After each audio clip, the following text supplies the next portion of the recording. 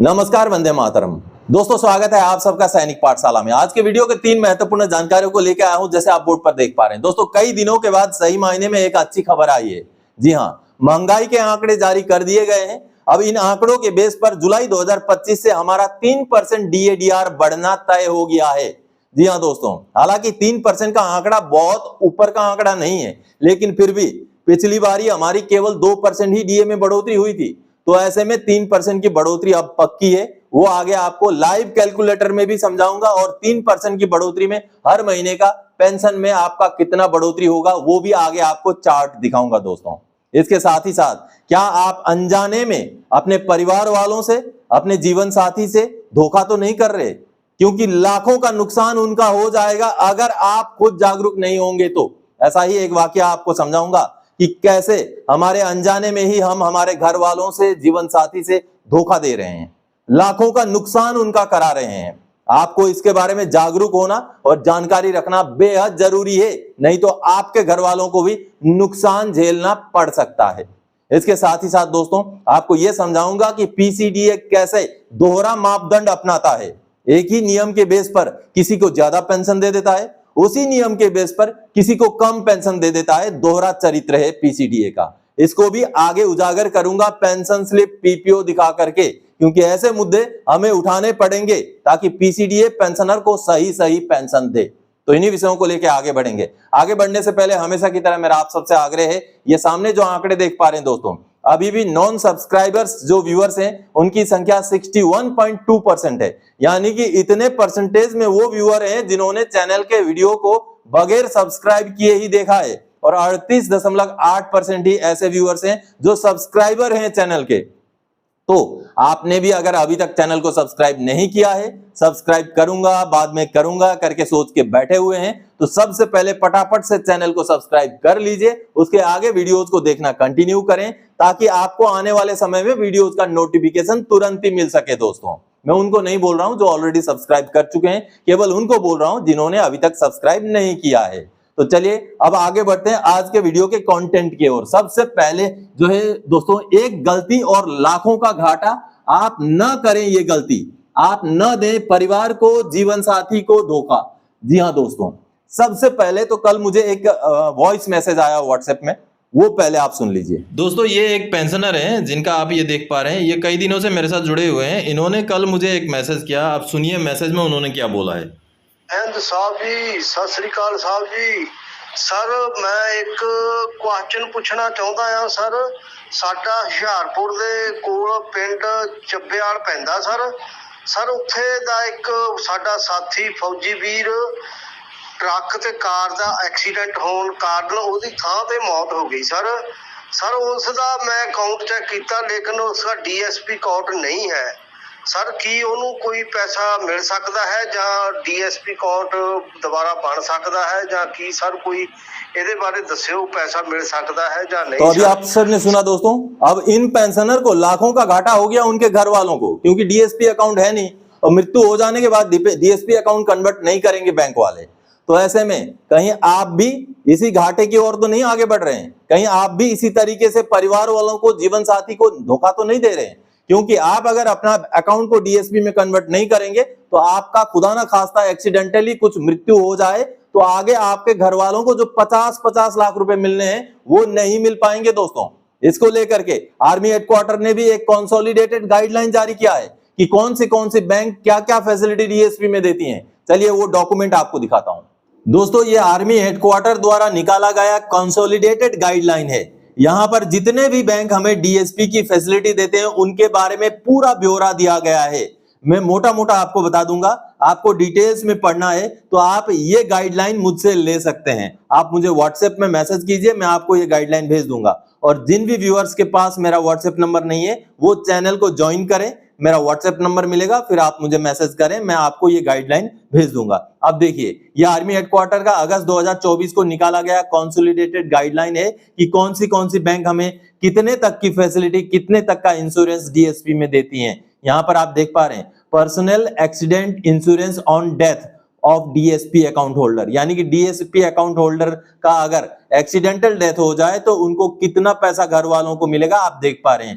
पहले state bank of India, फिर bank of Baroda, Punjab national bank, IDBI bank, ये सारे बैंकों का यहां दिया गया है। और ये पहला वाला कॉलम में जो सर्विंग सोल्जर हैं या अग्निवीर हैं उनको कितना पैसा मिलेगा ये देख पा रहे हैं, और दूसरा कॉलम में ये पेंशनर्स को कितना मिलेगा वो देख पा रहे हैं। हालांकि एसबीआई का अभी रेट चेंज हो गया है, यहाँ 30 लाख लिखा हुआ है जबकि ये भी 50 लाख हो चुका है। उसी हिसाब से बैंक ऑफ बड़ौदा का 40 लाख रुपए, पेंशनर का एक्सीडेंटल मृत्यु हो जाने पर 40 लाख रुपए, पंजाब नेशनल बैंक का 50 लाख रुपए। इसी तरीके से बैंक वाइज यहाँ पर आप देख पा रहे हैं कौन से बैंक में डीएसपी की फैसिलिटीज है, वो पूरा लिस्ट यहाँ पर देख पा रहे हैं। अगले पेज में और भी बैंक्स हैं, जैसे आप देखिए इतने सारे बैंक हैं दोस्तों जो हमें डीएसपी के फैसिलिटीज देते हैं, और कौन सा बैंक कितने रुपए तक का एक्सीडेंटल डेथ का कवरेज देता है ये आप यहाँ पर देख पा रहे हैं। उसी हिसाब से और भी बहुत सारी फैसिलिटीज हैं, पर्सनल एक्सीडेंट इंश्योरेंस, डिसेबिलिटी भी मिलता है। आप देखिए यहाँ पर ये सर्विंग सोल्जर के लिए, अग्निवीर के लिए है, और अगला जो है ये पेंशनर्स के लिए है। डिसेबिलिटी पर भी पैसा मिलता है। ये काफी लंबा चौड़ा डॉक्यूमेंट है दोस्तों, मोटा मोटा मैं आपको नीचे सरका करके दिखा रहा हूं। जहां भी आपको समझना होगा वहां पर वीडियो को पॉज करके समझ लीजिएगा, और ये डॉक्यूमेंट आप मुझसे व्हाट्सएप में मांगिए, मैं व्हाट्सएप में पूरा ये डॉक्यूमेंट प्रोवाइड करा दूंगा दोस्तों। इस डॉक्यूमेंट को देख करके आप बहुत सारी फैसिलिटीज के बारे में जानकारी ले सकते हैं। आपने अभी देखा कितने सारे पेंशनर्स हैं या सर्विस में हैं जो डीएसपी अकाउंट ना कन्वर्ट कराने की वजह से नुकसान का शिकार हो जाते हैं। तो आप अपने घर वालों के साथ, अपने जीवन साथी के साथ ऐसा जो है अन्याय ना करें। कई सारे बैंक्स ऐसी फैसिलिटीज देते हैं, तो आप अपना अकाउंट जरूर चेक करें जिसमें आपका पेंशन या पेमेंट क्रेडिट होता है, वो अकाउंट डीएसपी होना बेहद जरूरी है, तभी आपको ऐसे फायदे मिल पाएंगे, नहीं तो नहीं मिलेंगे। तो चेक करें, बैंक में जाएं, कन्वर्ट करवा लें अगर नहीं है तो। चलिए अगली जानकारी की ओर आगे बढ़ते हैं। पीसीडीए ने शुरू कर दी अपनी मनमानी, जब जी चाहा जिसका चाहा उसका पेंशन बढ़ा दिया या कम कर दिया। सारे नियम कानून ताक पे, न ओआरओपी के नियम न ऑनरेरी के नियम। जी हां दोस्तों, पीसीडीए कभी कभी मनमानी करता है, ऐसा देखा गया है। और ये मैं हवाई बातें नहीं कहता हूं, मैं जब भी इस तरीके की बातें कहता हूं तो उसके पीछे ठोस जो है सबूत होते हैं। आगे आपको सबूत भी दिखाऊंगा कि किस तरीके से पीसीडीए मनमानी कर रहा है। चलिए सबूत देख लेते हैं दोस्तों। मैं पीसीडीए की मनमानी आपको दिखाना चाहता हूं। आप देखिए ये मई महीने का पेंशन स्लिप है। ये ऑनरेरी न्यायसुधार रैंक के पेंशनर हैं और इनको पेंशन मिल रहा था मई की 2025 के महीने में बेसिक पेंशन 28,913 रुपए, फिर डीआर का अमाउंट, फिर टोटल पेंशन इनको इतना मिल रहा था, आप यहां देख पा रहे हैं। अब देखिए जून में क्या हो गया और मनमानी क्या की गई है वो आपको आगे दिखाऊंगा, पीपीओ दिखा के समझाऊंगा कि एक पेंशनर के लिए एक रूल तो दूसरे पेंशनर के लिए दूसरा रूल, कैसे जो है पीसीडीए अपनी मनमानी चला रहा है वो आपको यहां से पता चलेगा। चलिए अब जून महीने का इन्हीं पेंशनर का पेंशन स्लिप पहले देखते हैं। अब देखिए उन्हीं पेंशनर का ये जून महीने का पेंशन स्लिप है। अभी जो पेंशन क्रेडिट हुआ है कल उसका पेंशन स्लिप है। अब देखिए यहाँ पर उनका पेंशन को कम कर दिया गया। पहले 28,913 था, अब 26,900 कर दिया। पेंशन कम कर दिया, कम करके क्रेडिट कर दिया। लेकिन इससे पहले ही जून के महीने में एक पीपीओ भी निकाला गया।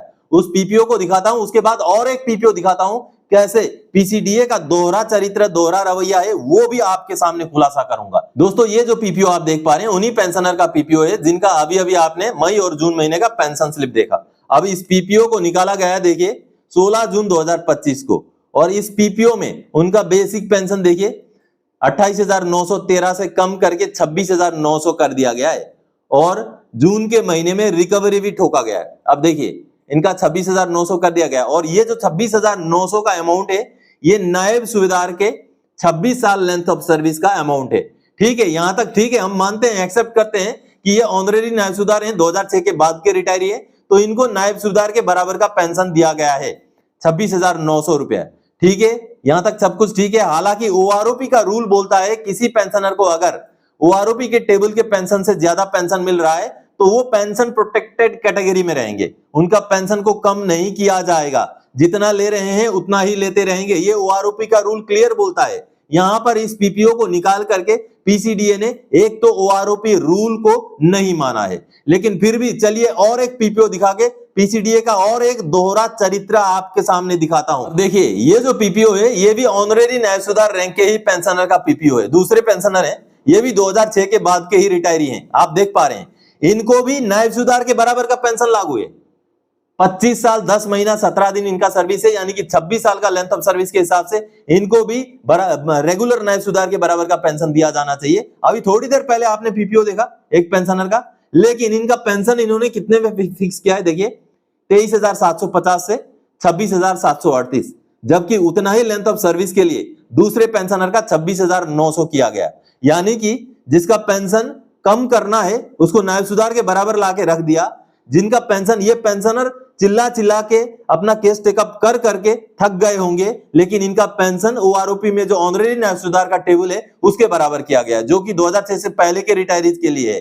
2006 के बाद के रिटायरीज के लिए नायब सूबेदार का, रेगुलर नायब सूबेदार का बराबर का पेंशन होना चाहिए, लेकिन इस केस में पीसीडीए ने 26,738 कर दिया, जबकि 26,900 किया जाना चाहिए था। नंबर एक तो ओआरओपी के नियम को नहीं माना गया। पेंशनर का पेंशन को ओआरओपी के टेबल के बराबर लाने के लिए पेंशन को कम कर दिया गया।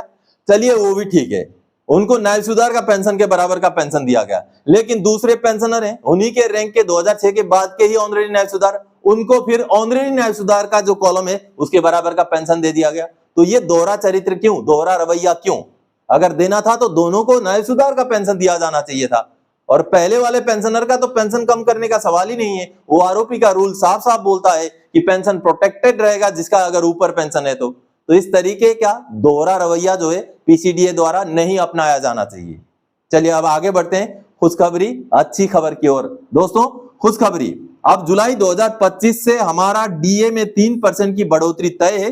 58% होगा डीए। कितना बढ़ेगा पेंशन, देखें चार्ट। जी हाँ दोस्तों, चलिए मैं सीधे सीधे आपको डॉक्यूमेंट और कैलकुलेशन की ओर लेके चलता हूं, उसको देखते हैं। दोस्तों भारत सरकार के ministry of labour and employment labour bureau द्वारा ये मई महीने का महंगाई का आंकड़ा जारी कर दिया गया है, यानी कि एआईसीपीआई के महंगाई के आंकड़े आ चुके हैं। दोस्तों आंकड़ों में भारी उछाल हुआ है और अप्रैल के महीने के 143.5 से बढ़ करके अब 144 हो चुके हैं आंकड़े, यानी कि महंगाई मई के महीने में काफी उछाल हुआ है। तो इसके हिसाब से अब 144 आंकड़े हो चुके हैं। तो जुलाई 2025 से हमारा डीएडीआर में बढ़ोतरी 3% तय है। चलिए मैं लाइव कैलकुलेटर में दिखाता हूं किस तरीके से हमारा, अगर आगे के महीने में, जून के महीने में आंकड़े कम भी हो जाएं तब भी हमारा डीएडीआर 3% जरूर बढ़ेगा। चलिए लाइव कैलकुलेटर में देखते हैं।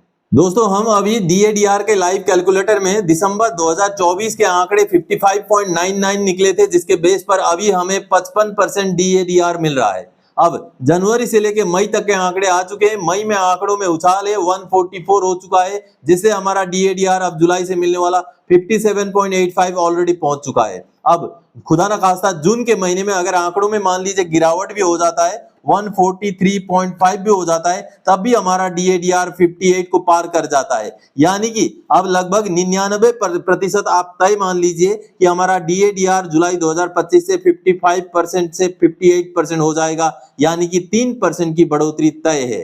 तो आप सबने अभी देखा दोस्तों कि किस तरीके से अब हमारा डीएडीआर 58% पहुंच जाएगा। ये लगभग 99% आप तय मान लीजिए। अब ऐसे में हमारा पेंशन में कितने की बढ़ोतरी होगी, कुछ पेंशनर का पेंशन का आंकड़े को लेकर एक चार्ट मैंने बनाया है, उसको देखते हैं। दोस्तों जैसे 3% डीएडीआर में उछाल हो जाएगा, बढ़ोतरी हो जाएगी, तो हमारा जो पे पेंशन में बढ़ोतरी होगी उसका कुछ आंकड़ा मैंने यहाँ पर लिया है। आप देख पा रहे हैं, अगर कोई सिपाही है, 15 साल लेंथ ऑफ सर्विस है, उनका बेसिक 20,325 है, तो उनका हर महीने का जो 3% बढ़ोतरी की वजह से पेंशन में बढ़ोतरी होगी वो 610 रुपए की होगी। उसी हिसाब से ऑर्डिनरी रेट का जो फैमिली पेंशन लेते हैं, ordinary family pension normal rate का, उनका 12,195 अगर बेसिक पेंशन है तो 366 रुपए की बढ़ोतरी। इसी हिसाब से आप अपना आंकड़ा यहाँ पर देखिए। मान लीजिए आप अगर 24,763 रुपए बेसिक पेंशन लेते हैं तो आपका पेंशन में 743 रुपए का हर महीने का बढ़ोतरी हो जाएगा इस 3% बढ़ोतरी से। तो जहां भी आपका आंकड़ा है वहां पर वीडियो को पॉज करके समझ सकते हैं। हालांकि बहुत ज्यादा पेंशनर का आंकड़ा यहाँ नहीं है, लेकिन जितने भी पेंशनर का इस चार्ट में आंकड़ा है वो समझ सकते हैं कि उनका पेंशन में अब 3% बढ़ोतरी से कितना पेंशन हर महीने बढ़ जाएगा जुलाई 2025 से, जिसका डिक्लेरेशन आगे जाके सितंबर या अक्टूबर में होगा और दीपावली से शायद पहले पहले इसका एरियर का भुगतान हो जाएगा। तो दोस्तों आज के इस वीडियो में इन्हीं जानकारियों के साथ आया था। आगे और कोई जानकारी आपसे सरोकार रखने वाला विषय लेके मैं फिर से हाजिर हो जाऊंगा। तब तक के लिए जय हिंद दोस्तों।